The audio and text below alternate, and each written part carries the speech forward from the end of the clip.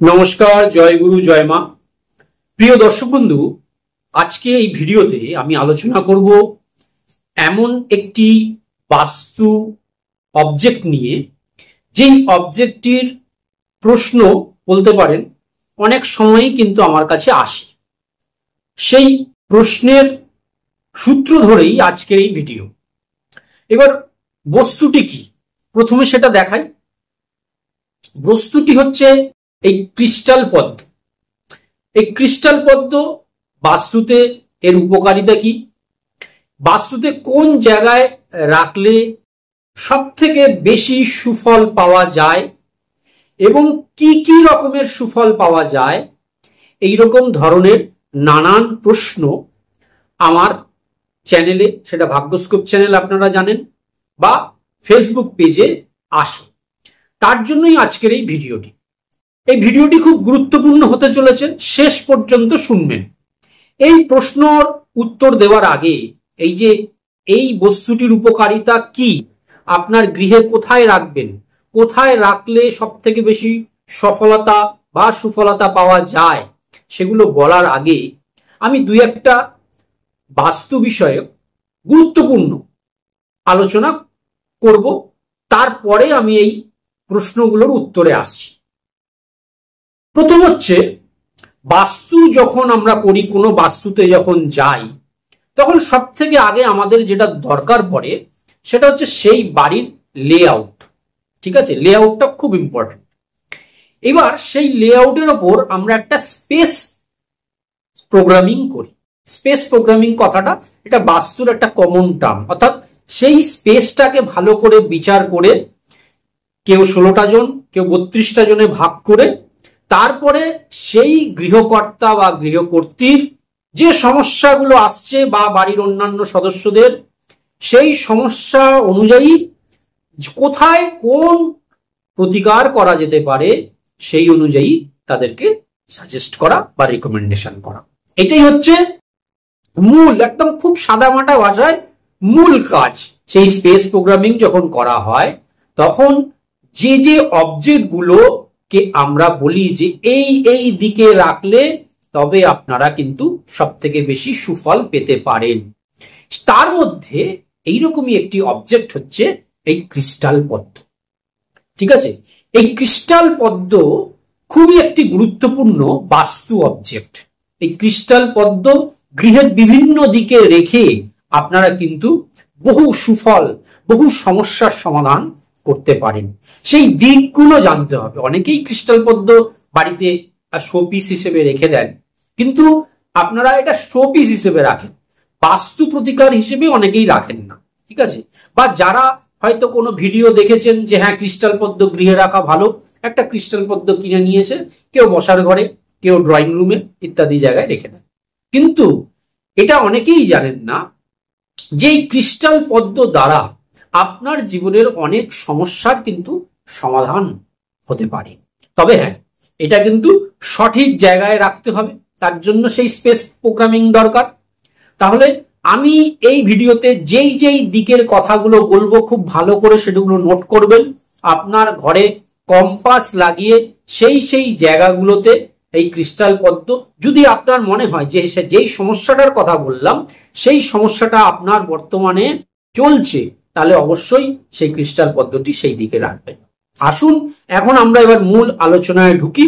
মূল আলোচনায় অর্থাৎ সেই যে প্রশ্নগুলোর উত্তর খুঁজবো, যে ক্রিস্টাল পদ্মের উপকারিতা কি, কোথায় রাখলে সব থেকে বেশি সফলতা পাওয়া যেতে পারে।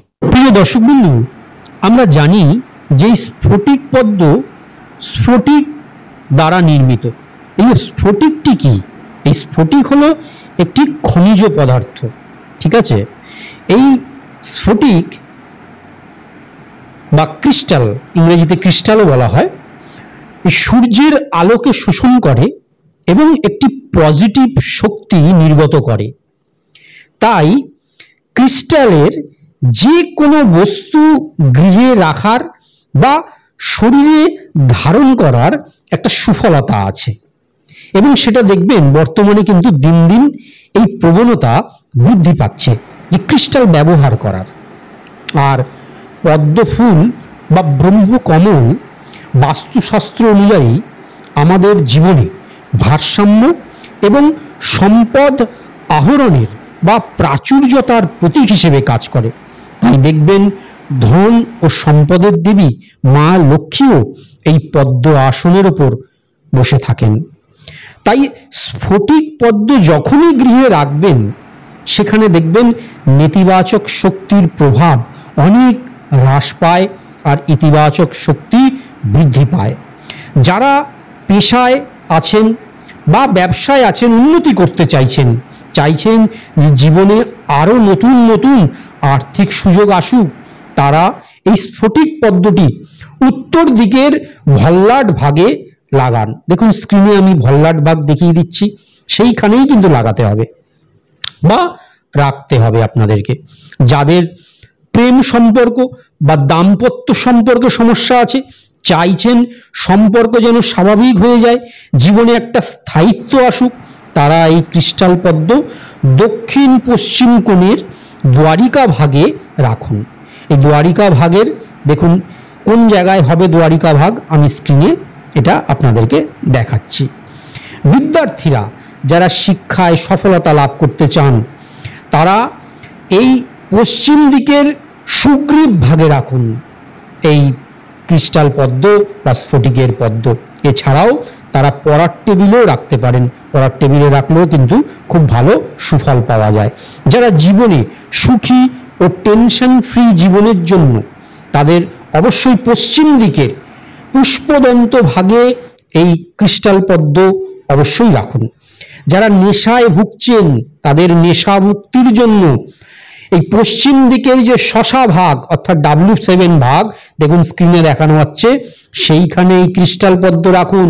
দেখবেন দ্রুত নেশা থেকে মুক্তি লাভ করতে পারবে তারা। যারা মাল্টি ন্যাশনাল কোম্পানি অর্থাৎ MNC-তে চাকরি করেন বা চাকরি করতে চাইছেন তারা অবশ্যই দক্ষিণ দিকের যে পুষা ভাগ S2 দেখুন স্ক্রিনে দেখানো হচ্ছে, সেইখানে এই ক্রিস্টাল পদ্ম রাখুন। যারা ঋণের বোঝা থেকে মুক্তি পেতে চাইছেন তারা দক্ষিণ পূর্ব কোণে এই ক্রিস্টাল পদ্ম রেখে দিন।